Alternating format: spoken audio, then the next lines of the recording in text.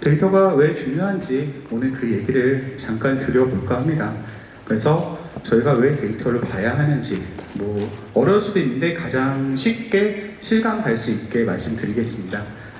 그리고 이제 앞서서 다른 강사님들도 경매 시장에 대해서 부동산 시장에 대해서 설명 막 주셨는데 저만의 시선으로 올해 또 앞으로 경매 시장이 어떻게 될 건지 간단하게 전망 드려볼 거고요.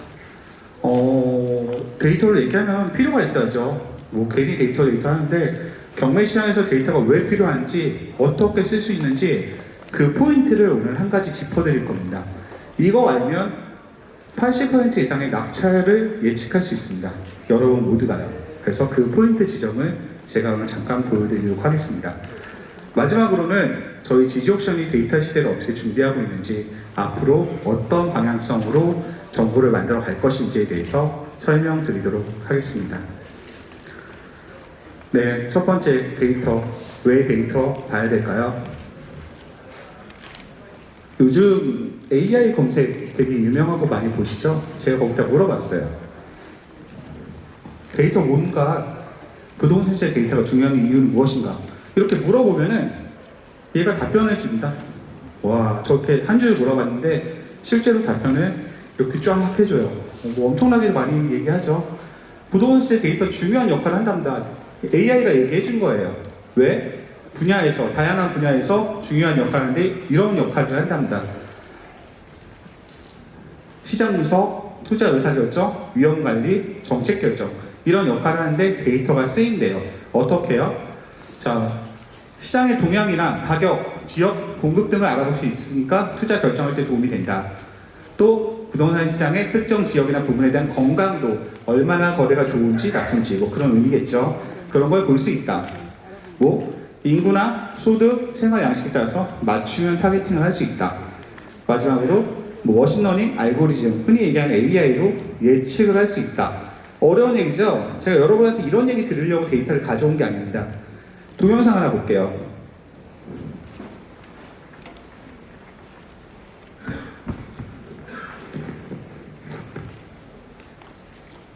무슨 내용인지 아시겠어요?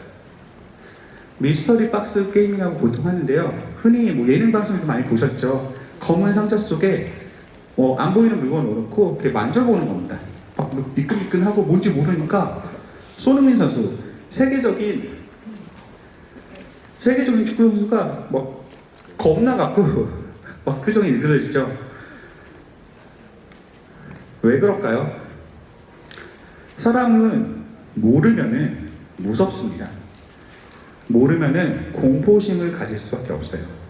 인지하지 못하면은 불안과 공포가 생길 수밖에 없습니다. 저희가 어느 시장에서 불안과 공포가 생기죠? 부동산 시장입니다. 조선일보에 있는 최근의 기사 몇 개를 가져왔어요.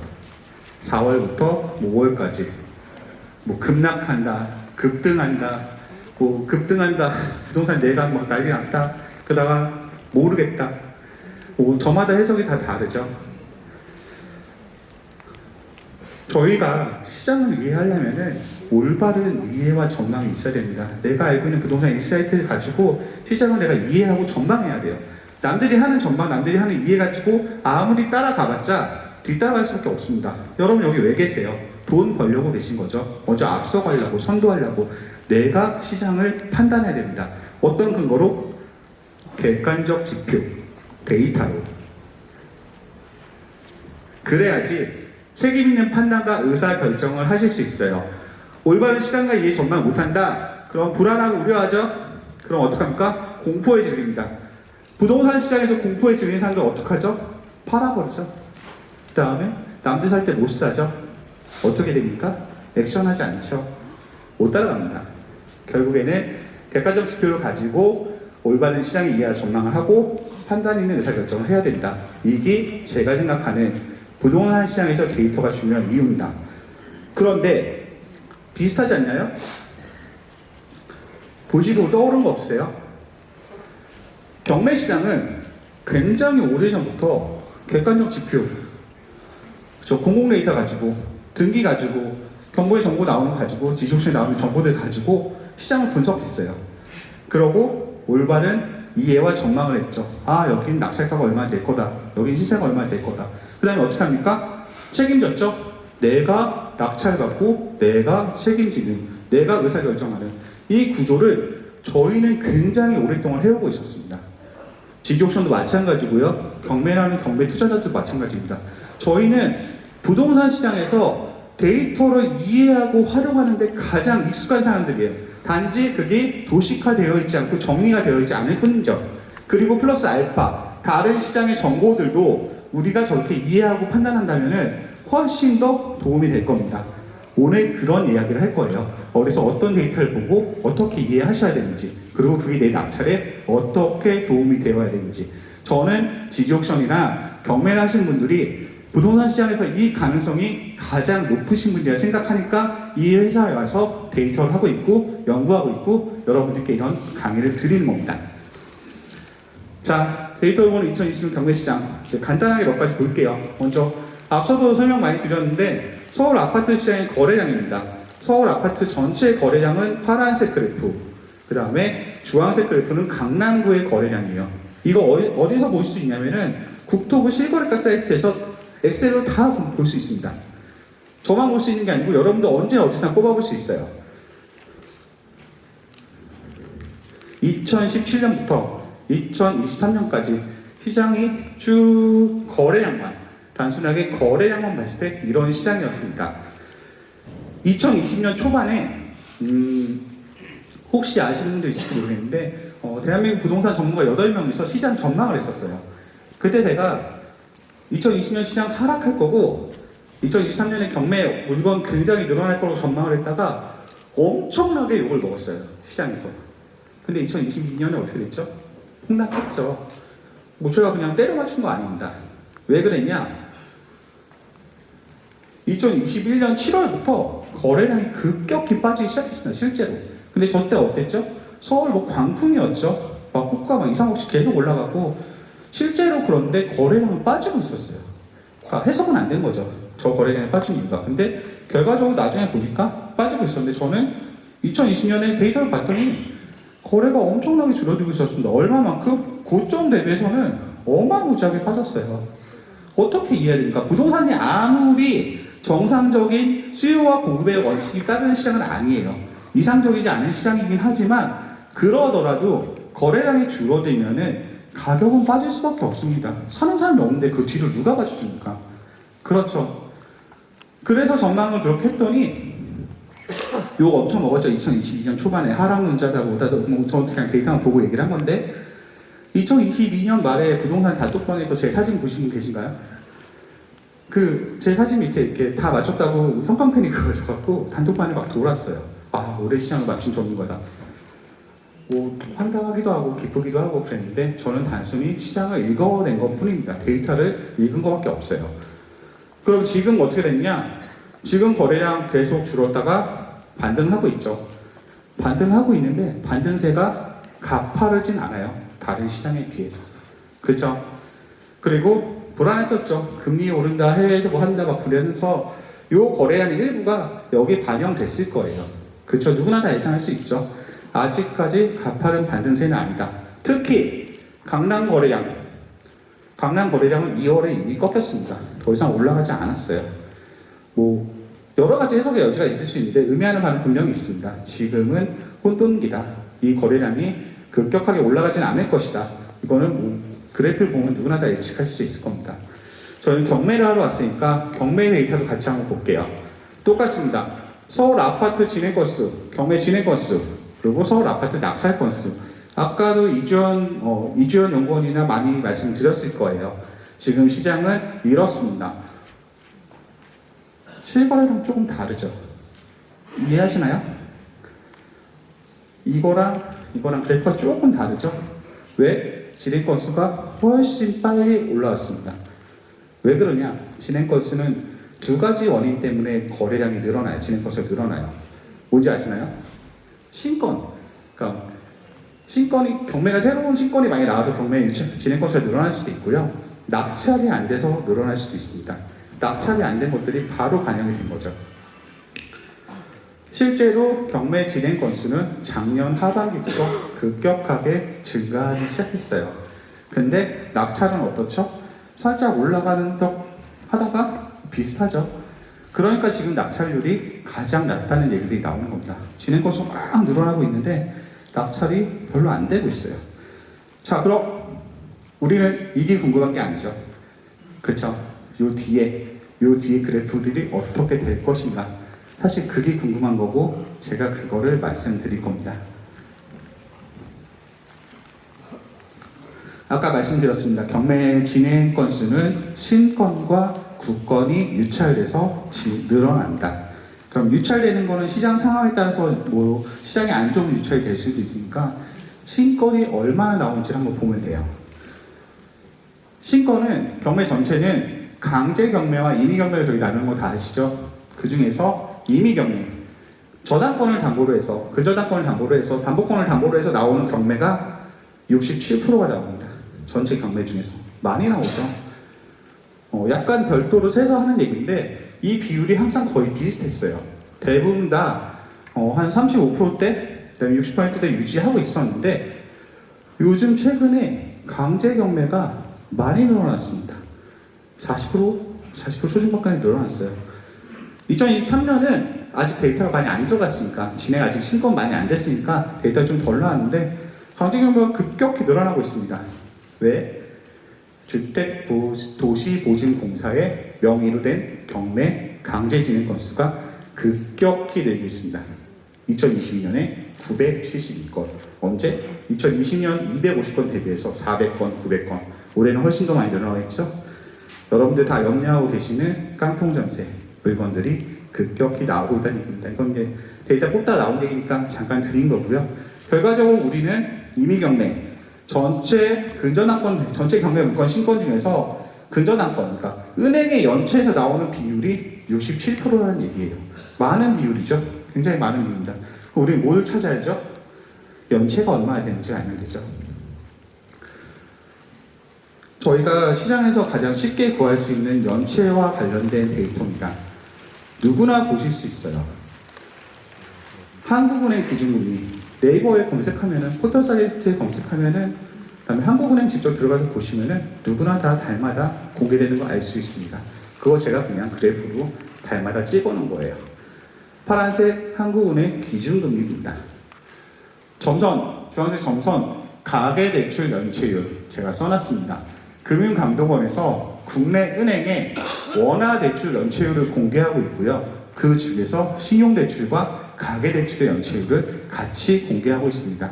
똑같이 제가 그냥 점만 찍어놓은 거예요. 누구나 볼 수 있는 자료에서. 엄청 많이 올랐죠. 기준금리가 그러니까 기준금리가 오른 것도 문제인데 단기간에 많이 오른 것도 문제예요. 예전에는 뭐 이런 식으로 1년씩, 6개월씩 기준금리가 일정했는데 최근에 시장을 반영하지 못할 정도로 많이 올랐습니다. 이것도 지금 저희 못 따라가고 있죠. 미국 기준금리 더 많이 올라가고 있습니다. 그걸 억지로 누르고 있죠. 근데 연초에는 어떻죠? 못 따라가고 있죠. 이 상승률을. 왜 그럴까요? 이게 제가 아까 위에 있는 기준금리와 연체율의 요 차이를 표로 만든 거예요. 평균적으로 이 정도 차이가 납니다. 뭐 한 1.5%에서 1% 사이 정도.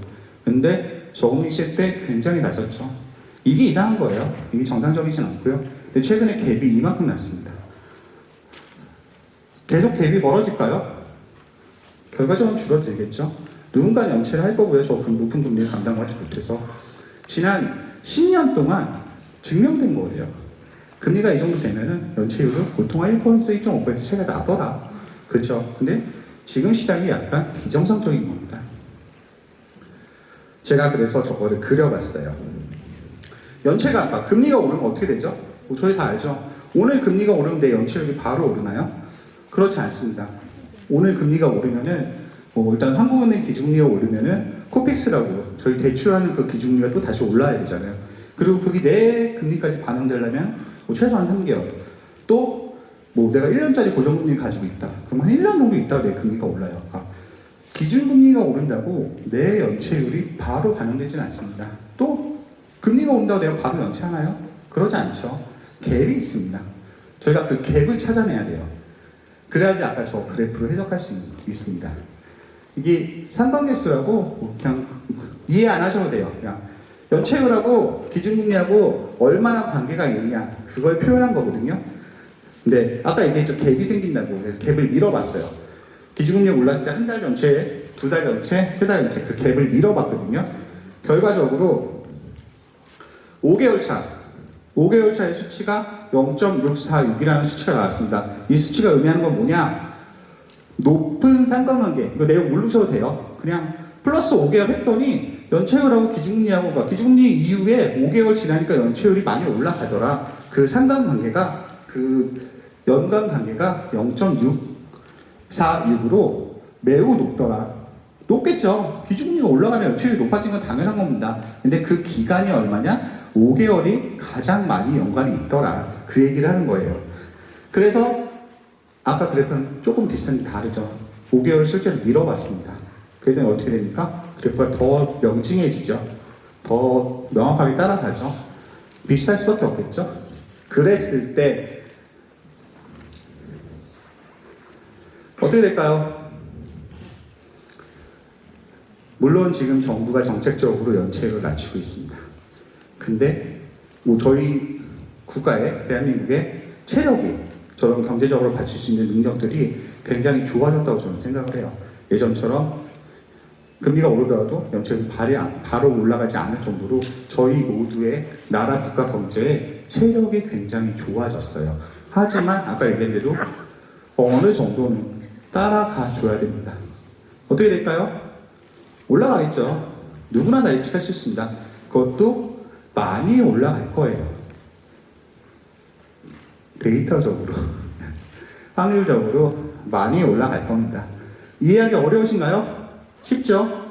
금리 올라가고 연체율 따라 올라갈 거다. 얼만큼? 이만큼. 앞으로 금리 더 올라가면 더 올라갈 거고요. 금리 떨어지면 5개월, 6개월 있다가 떨어질 겁니다. 그거를 미리 보여드린 거예요. 얼마만큼의 갭이 필요하다? 5개월 정도의 갭이 필요하다. 최소한. 그 말씀을 드린 겁니다. 그럼 또 찾아봐야죠. 요만큼의 갭이 지금 벌어져 있어요. 좀 전에 말씀드린 연체율하고 아까 했던 저희 경매 진행 건수, 이건 아파트 말고 이제 전체 다 진행 건수가 들어간 겁니다. 요거 뭔지 아시는 분? 선물 드릴게요. 저 왜 떨어졌을까요? 네, 손 드신 분? 예, 맞습니다. 코로나 때 법정 진행 안 했죠. 그게 명확하게 반영된 겁니다. 이따 나오시면 제가 저희 지지옵션 쿠폰 5만원짜리 한테 드릴게요. 그래서 사실 정부가 뭔가 정책적으로 시장에 들어오면은 이런 현상이 생겨요. 저희가 이거 해석을 해야 되는데 갑자기 데이터가 뚝 떨어져 버린 거죠. 이럴 때 되게 곤란합니다. 연체율 마찬가지예요. 지금 연체율이 아까 그것처럼 따라 올라가야 되는데 정부가 의도적으로 연체율을 금리 장사하지 말라 그랬잖아요. 그래서 연체율이 의도적으로 낮아지고 있어요. 근데 그거 누가 감당하는 겁니까? 지금 대부업체들 다 망하고 있죠. P2P 업체도 지금 다 돈 못 구하고 난리 났잖아요. 그러니까 시장에서 보이진 않는데 누군가는 그 갭을 희생을 하고 있는 거예요. 그게 은행일 수도 있고 정부일 수도 있고 뭐 제3금융권, 제4금융권일 수도 있고 저희일 수도 있습니다. 어쨌든 그 갭이 발생하고 있고요. 그래서 요거를 이제 안 보시면 돼요. 어차피 요거 이렇게 반영이 됐으니까. 그래서 경매 진행 건수와 가계대출 연체율. 선호는 연체율이 먼저겠죠. 연체가 발생을 해야지 경매 진행을 하니까. 그렇죠? 그래서 그 그래프를 그려왔습니다. 얘도 갭이 있죠. 연체가 한다고 경매가 또 바로 되는 게 아니에요. 참 어렵네요. 그냥 기준금리 올라가면 경매 진행 건수 바로 올라가면 되는데 이거 저희가 경매 데이터 100만 건 분석해갖고 데이터 통계 뽑은 겁니다. 이게 어떤 의미가 있을까요? 경매 개시 결정돼서 배당 요구 중구일까지 평균 84일이 걸려요. 경매 개시 결정일부터 1회차 매각 기일, 첫 번째 기일 잡힐 때까지 평균 7개월이 걸립니다. 경매 개시 결정되고 최종 종결일, 낙찰되고 배당되고 다 끝날 때까지 1년 1개월이 걸려요. 우리가 은행이라고 생각해 봅시다. 채권이 발생을 했어요. NPL이 발생을 했고 이제 경매에 넘어갔죠. 그래서 우리가 채권을 회수할 수 있는 최종 기일이 1년에 1개월이라는 얘기입니다. 저 기간보다 내가 빨리 현금화할 수 있으면 그 손해를 감수하는 데이터의 기준이 되는 겁니다. 물론 용도별로, 지역별로, 물건별로 다 다를 수 있지만 평균적으로는 이만큼 걸린다는 얘기예요. 그럼 여기서 저희가 봐야 될 거는 경매 개시 결정일부터 1회차 매각 기일까지. 왜? 진행 건수가 잡히는 날짜를 잡아야 되니까. 근데 얘는 명확하게 7개월의 갭이 안 생겨요. 왜 그러냐? 전체 경매 물건 중에 67%가 이걸로 나오긴 하는데 아까 얘기했던 대로 국건들 진행되던 것들이 유찰되면 걔도 다시 한 달 뒤에 나와서 진행 건수에 잡히기 때문에 얘는 7개월을 잡지 않고 마찬가지로 5개월을 잡으면 굉장히 유사한 그래프로 바뀝니다. 그럼 저희는 두 가지 숫자를 얻었어요. 뭐죠? 기준금리가 올라간 날부터 연체가 발생할 때까지 5개월, 연체가 발생한 날부터 경매가 진행이 되는 데까지 5개월, 10개월, 7, 8개월에서 10개월, 12개월 정도 보면 되겠죠? 자, 가계대출 연체율 저희가 아까 어떻게 예측했죠? 올라갈 거라고 예측했죠? 완만하게, 급격하게 올라갈 거죠. 얼마 있다가 차근차근 5개월 있다가 6개월 있다가 그러면 다시 어떻게 되죠? 경매 물건이 따라 올라갈 거거든요. 얼마 있다가 다시 5개월 있다가. 왜냐면 이걸 제가 5개월을 조정한 그래프니까. 원래는 얘가 요 뒤에 와 있습니다. 그러면 저희는 한 7, 8개월 남았나요? 진행 건수가 훨씬 더 많이 늘어날 때까지 데이터적으로. 되게 좋은 시간 아닙니까? 이렇게 경매에 나와서 준비하고 공부하고 예측할 수 있는, 또 시장을 계속 바라볼 수 있고 또 한 달에 100만원씩 와서 다음 1000만원이라도 입찰 보증금을 만들 수 있는 시간이 지금 7, 8개월, 10개월 정도 남았습니다. 물론 그 안에 뭔가 정책적인 방향이 바뀌어서 누를 수는 있겠지만 대체적인 흐름은 바뀌지 않을 거예요. 데이터가 그렇습니다. 자, 이제 그 얘기는 이 정도로 하고요. 잠시만요. 그럼 각 용도별로 올해 시장이 어떤지 잠깐 살펴보도록 하겠습니다. 주거시설, 아파트나 빌라나 다 포함된 주거시설이고요. 수도권과 지방광역시 그리고 지방도지역으로 나눴습니다. 저는 극이 비슷하다고 생각해요. 서울, 경기, 인천 거의 주거시설 비슷할 거고요. 지방도지역, 대전, 대구, 부산 좀 다르긴 하지만 비슷합니다. 그리고 도지역들의 주거시설의 진행 건수, 낙찰 건수, 낙찰 가율입니다. 낙찰 가율은 감정가에서 내가 얼마나 받는지 그 비율입니다. 수도권 어떻죠? 경매 어마무지하게 많이 나왔었죠. 2013년, 14년 그러다가 쭉 몇 년 동안 계속 하락했습니다. 그러다가 최근에 코로나 때 정말 저점을 찍었고요. 최근에 경매 진행 건수가 수도권을 중심으로 소폭 올라가고 있습니다.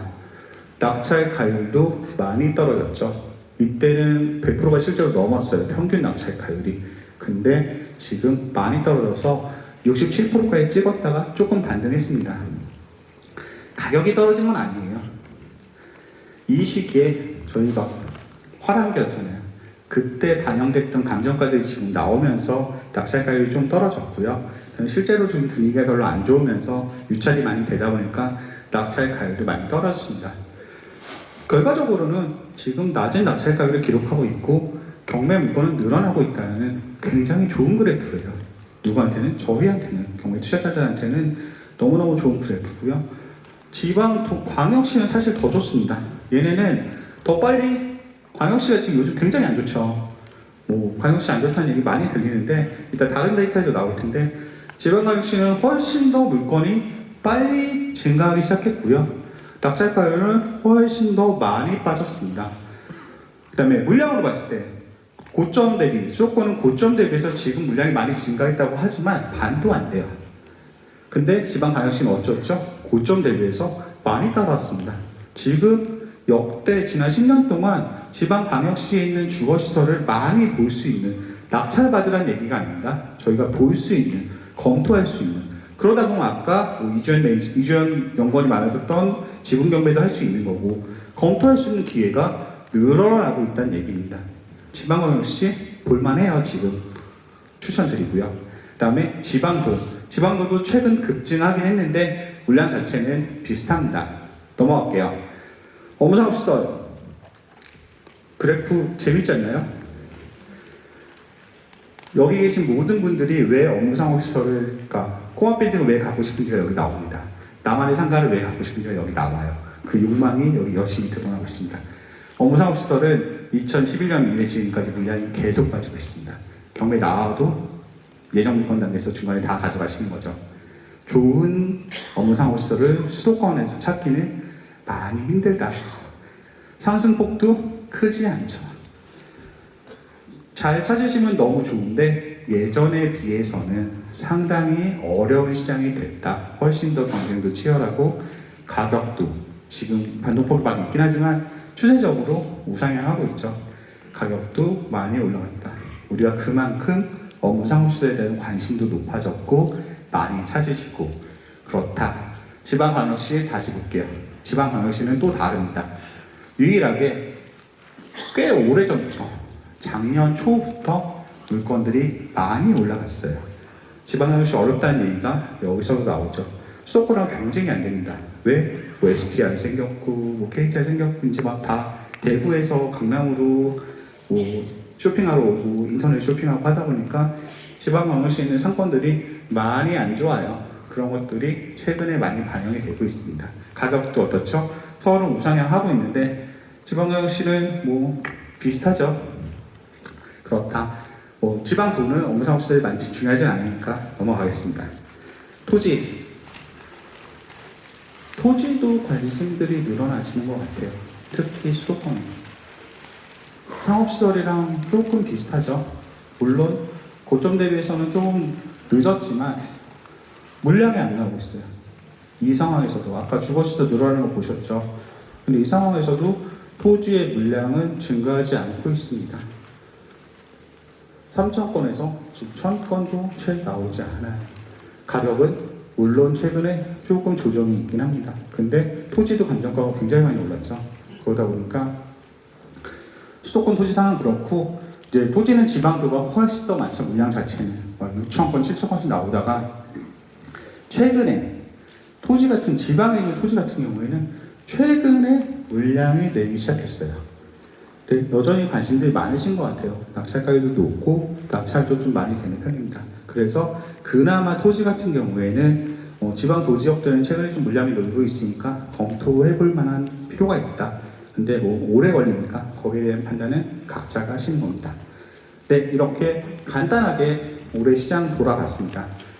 자, 이제 어떻게 경매 투자할 때 데이터를 활용해야 되는지 말씀을 드릴게요. 이 얘기하고 나왔어요, 사실은. 저희 특수 조건 하는 거 다 아시죠? 저희가 되게 자랑스럽게 생각하는 많은 비용과 인력을 들여서 하는 특수 조건을 하고 있습니다. 언제부터 했냐면은 2012년부터 했어요. 유치권을 처음에 시작을 한 다음에 하나 두 개 숫자를 늘려가다가 지금 22종의 특수 물건에 대해서 저희 전문가들이 일일이 물건을 확인하고 분석을 해드리고 있습니다.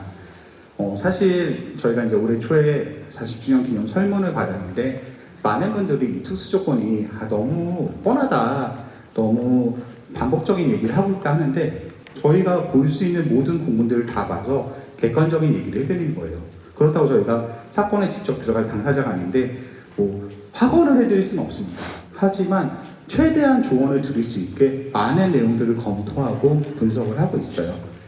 그래서 이런 특수 조건들을 저희가 2012년부터 거의 10년 됐죠. 꾸준하게 해오고 있습니다. 그래서 저희는 여기에 대한 자부심이 있어요. 야, 지지옥션이 특수 조건을 예전에는 아무도 접근 못하는 시장이었는데 우리가 이렇게 해석을 해주고 있어. 설명을 해주고 있어. 그러면은 그런 생각 들 수 있지 않을까요? 우리 때문에 특수 조건 낙찰 가격이 좀 좋아지지 않았을까? 이제 유치권 들어갈 때 더 이상 걱정하지 않고 편하게 유치권 물건 들어갈 수 있지 않을까? 그렇게 생각들 안 하세요? 저는 그렇게 생각을 했습니다. 그래서 2015년부터 2018년 5월까지 약 40만 건의 경매 물건과 동일한 기간 3년이죠. 2020년부터 2023년 5월까지 뽑아봤는데 얼추 비슷하게 40만 건씩 나오더라고요. 다행스럽게. 그래서 그걸 비교해봤어요. 일단은 특수 물건은 줄어들었습니다.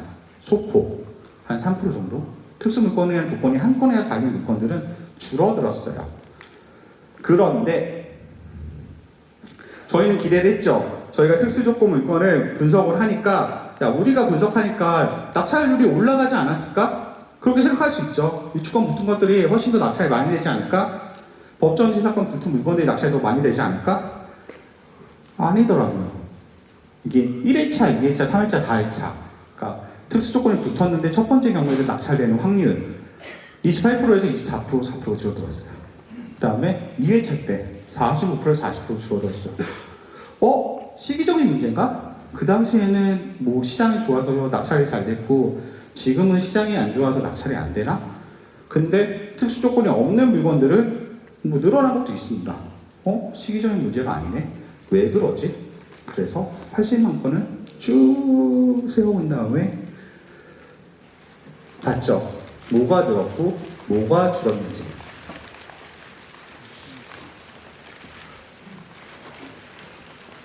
빨리 진행하겠습니다. 유치권 26,000건에서 12,000건으로 줄어들었습니다. 왜 줄어들었을까요? 효과가 없죠. 유치권 95%, 98% 실제로 유치권이 있을까요? 시장에서 효과가 없으니까 더 이상 유치권이 많이 나오지는 않고 있습니다. 지지옥션이 10년 동안 얘기했잖아요. 이 유치권 의미 없다, 허위 유치권이다. 저희는 저희가 그런 역할을 일부 했다고 봅니다. 토지 별도 등기, 법정 지상권.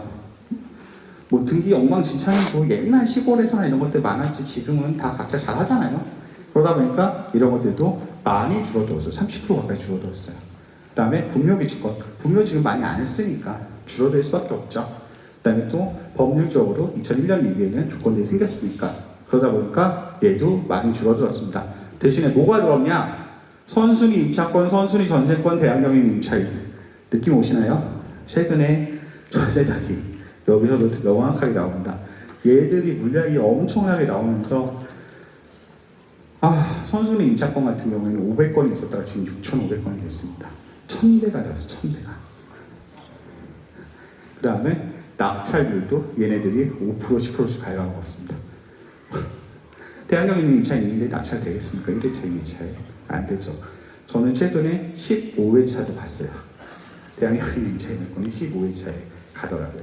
그래서 결과적으로 이런 부분 때문에 저희가 기대했던 낙찰의 증가보다는 특수 조건의 유형이 좀 바뀌었더라. 이 얘기 잠깐 드리고 싶고요.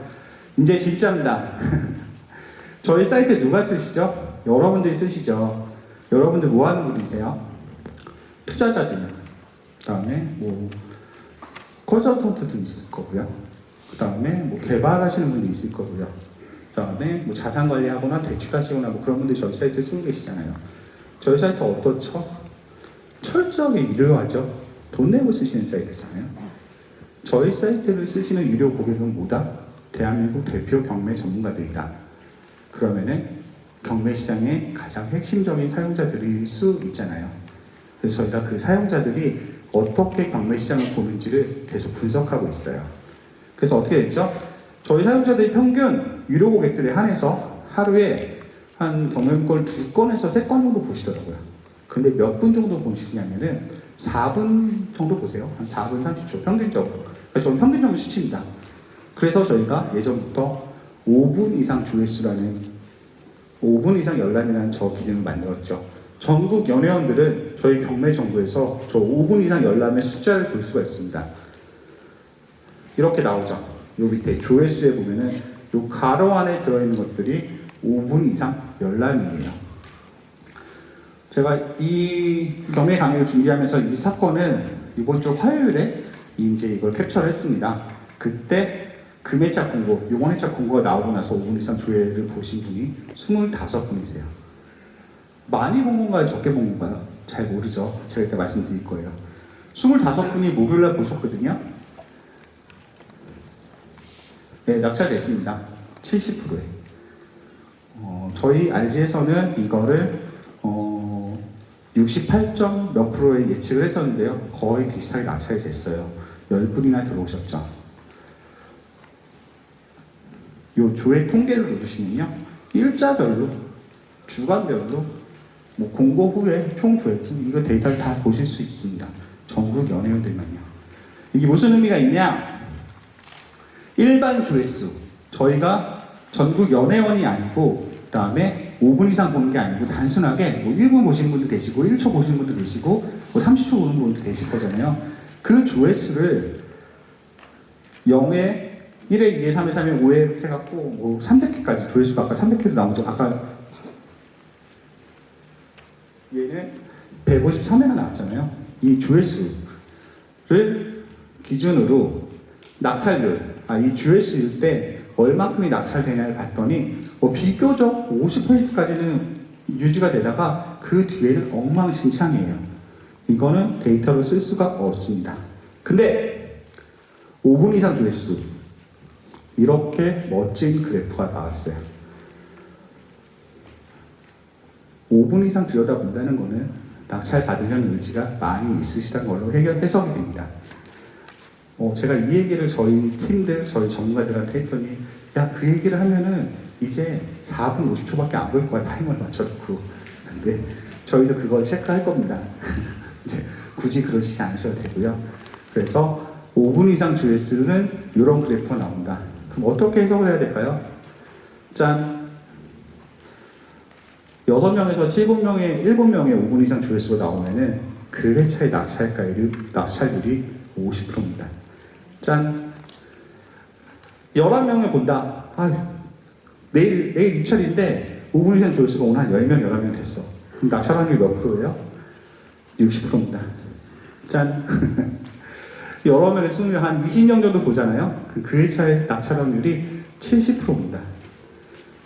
마지막으로 짠! 30명을 만약에 봤다. 그럼 그 회차의 낙찰률, 30명 이상부터는 80% 이상이 무조건 낙찰이 됩니다. 아까 제가 보여드렸잖아요. 25명 봤죠? 아까 그 물건 25명 봤잖아요. 그래서 낙찰이 됐죠. 확률적으로 얼마만큼의 확률? 2020년부터 2023년까지 물건 40만 건을 분석했더니 저 결과가 나왔습니다. 이거를 다시 쪼개서 보여드릴게요. 우리가 원하는 거는 내가 보려는 용도니까 주거, 업무상업, 토지, 공업. 근데 아까 마찬가지로 이 뒤에가 흔들리는 것들은 사실 정확도가 떨어질 수밖에 없기 때문에 앞에 있는 것들, 주거와 토지를 중점적으로 보겠습니다. 얘들이 아무래도 난이도가 더 상업이나 공업보다는 낮기 때문에 뒷단에서 안정적인 80% 이상의 낙찰률을 보여주고 있습니다. 주거시설 60% 8에서 9 사이, 80% 20에서 21 사이 나옵니다. 아까 25였죠? 그리고 최종적으로는 한 30까지 갔을 거예요. 80% 이상이 주거시설에서, 그러니까 5분 이상 조회수가 한 20개 넘어간다 하면은 이번 회차에 무조건 낙찰된다고 보시고 공격적으로 들어가셔야 됩니다. 근데 저보다 좀 떨어진다? 그럼 좀 고민해 볼 필요가 있겠죠? 좀 덜 공격적으로 그 정도의 확률을 보여드리는 거고요. 교재에 나와 있으니까 나중에 집에 가서 한번 확인해 보세요. 토지 60%몇 프로죠? 조금 더 많죠? 더 많이 보셔야 됩니다. 토지는 아무래도 한 11분 정도 보시면은 한 60%는 낙찰이 됩니다. 그리고 한 30분 정도만 보시면은 한 80% 이상이 낙찰이 되죠. 쉽죠? 데이터가 저희가 왜 조회수를 굳이 그 자리에 저희 사이트에 상세하면 그 자리를 만들어서 통계를 다 일일이 뽑고 사람들이 보는 걸 다 조사하고 하는 것들이 굳이 전국 연예원들을 서비스하는 이유가 이런 데 있습니다. 이렇게 활용하시라고요.